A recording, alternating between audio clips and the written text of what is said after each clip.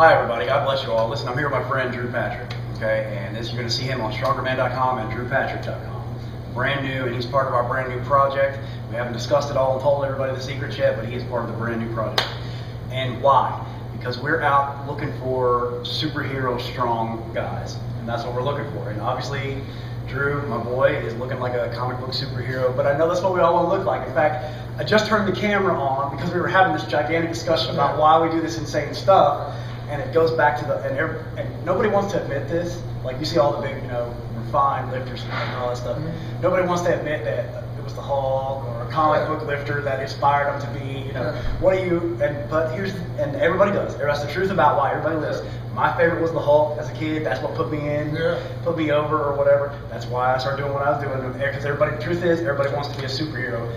Phil Pfister's brother said, everybody wants to rule the world. What are you actually doing to do something about it? Well, I did my thing, you're doing your thing. Absolutely. So I want to talk to everybody, kind of introduce Drew here because, I think, and what we're doing is we're literally making a collection of the strongest humans alive at the very best at what they do. And I think Drew is probably the best dumbbell lifter, dumbbell-type lifting in the world, bodybuilding. It's kind of hard to define because you do compete in powerlifting, you have competed in Strongman, you got some kind of crazy stories there, and done some wild stuff.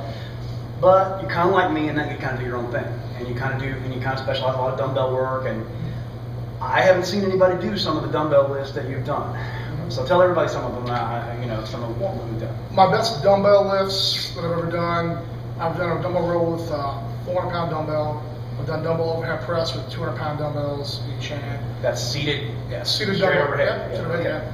I tried for 2 there. It was really, the first one was actually really easy. So the second one didn't go, but I think I can rep that. I've done some laterals with the 165s for 5. I've done tape presses with 165s for 5. I've done an incline dumbbell with 220-pound dumbbell. I've also done a 545 incline. I've done a 460 overhead from the bottoms up. I've done a lot of different presses. But that's a few of the dumbbell lifts that I've done. But right. And that's such a huge thing, man. And people I love lifting. I love everything. I'm just sort of, I don't care. Whatever. If it's heavy, let's play with it. I don't care what it is. Because you see some of the stupid stuff, I like to. Oh yeah. But I think dumbbells are one of the most powerful for truly all-around development and for actual usable strength.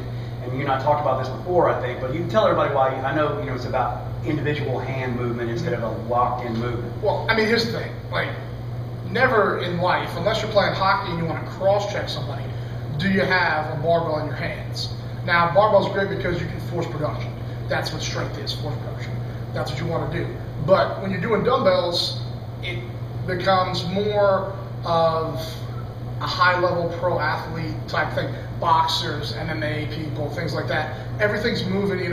Football players, all these athletes, basketball players, your hands are always moving. So when you're strong, not just in one locked-in range of motion, but in multiple ranges of motion, that's the idea. That's what real functional strength becomes. Because that and skill combined. But when you have, not just, okay, I'm right here, I'm set up, I'm jammed up in one spot, I'm in one static position, here we go, that's great, absolutely, but to do everywhere overhead, that's what I've always thought about. I've always wanted to be strong head to toe, be strong in as many things as I can be. It's not really about dumbbells or barbells or whatever it is. If I can do everything, great. And that's always my theory. I see guys all the time, they go and they do things and they have no lower body, or they have no back, or they have no arms, or whatever it may be, and I think to myself, what the heck are you doing? Why didn't you try to do it all? Why? Because it's hard. Because it's brutally hard. It goes along with my training system, and it's very, very difficult, but it's very rewarding as well. Right. Well, you don't get anything out of what you don't put in. And it's absolutely true that the harder you train, the better you get, and that's just the truth.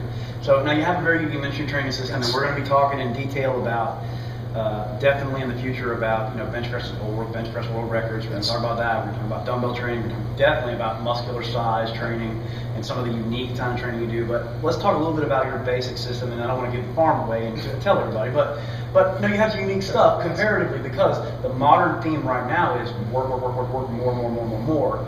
And you have kind of a different theory on that. Well, the first things first, everybody thinks practice makes perfect. That's incorrect.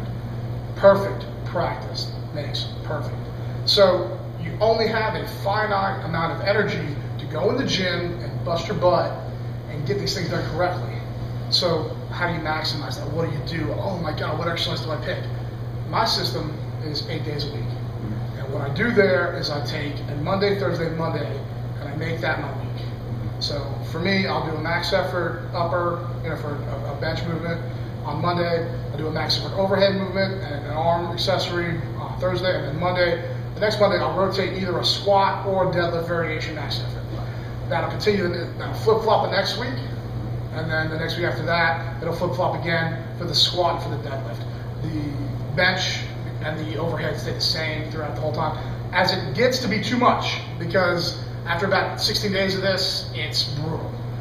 You go into a dynamic / rep effort mode, and what happens there is you do dynamic work, maybe one exercise of that, and then the rest is repetition. As that gets to be slow, you finish out the program with rep effort at a conditioned pace though. It's 1 minute, maximum rest is 1 minute between each exercise.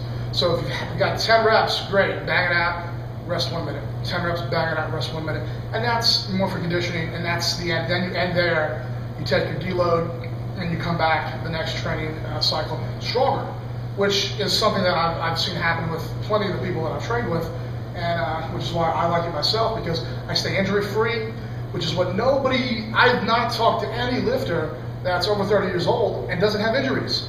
Because what do? Constantly, never, you just keep going. And that's it. That's because, more's got to be better. No, better's better. Right. And it's a basic, idea. Just do the right thing. Do it better.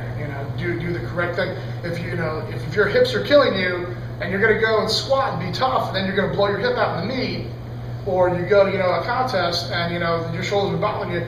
You have to take care of your body. You have to take care of yourself. And by 8 days a week, it allows you the rest periods between your training days to get super strong. Right. And stay injury free. Right. So that's not just going to work just for the training cycle. It elongates your career over 20, 25 years. Right. I've been doing it for 19 now. Right. So I'm looking at like another 10 years on top of that. That 30-year long career. That's what you want. There's a lot of people that have X amount of injuries. You can have a laundry list. You'll see people that have 10 years in the sport. And it's over, or even that. They're oh, my knee, oh, my shoulder, oh, my hip, oh, that's the one thing that you want to avoid. That's, because all it's going to do, it's going to kill you. You tear your bicep, you blow out your knee. These things they're killers. Right. They're going to destroy your lifting career. You're going to have a permanent injury. All these things, are going to be, hard for you. You can't come back. You can come back, but you're always going to have something. Yeah. It's like your shoulder. Yeah. You came back from it, but you always have, that thing. Oh, my shoulder, I got an injury there. Oh, what's going to happen? Right. So, you got to try to avoid it the best you can. Be safe. Yeah. Oh yeah, absolutely. And I have found that 99% of the injuries I ever got were from contact sports stuff. Yeah. Not lifting. Oh, sure. Football, and that was way worse than that. But yeah. So you really heavily attribute the full recovery to staying injury free, because that's a big issue. Today people don't talk about that, but that's a real big thing. And I have a similar thing, and I've just found it's actually kind of hard to find some high level lifters, but I totally agree, because you look at most high level lifters right now have very short careers.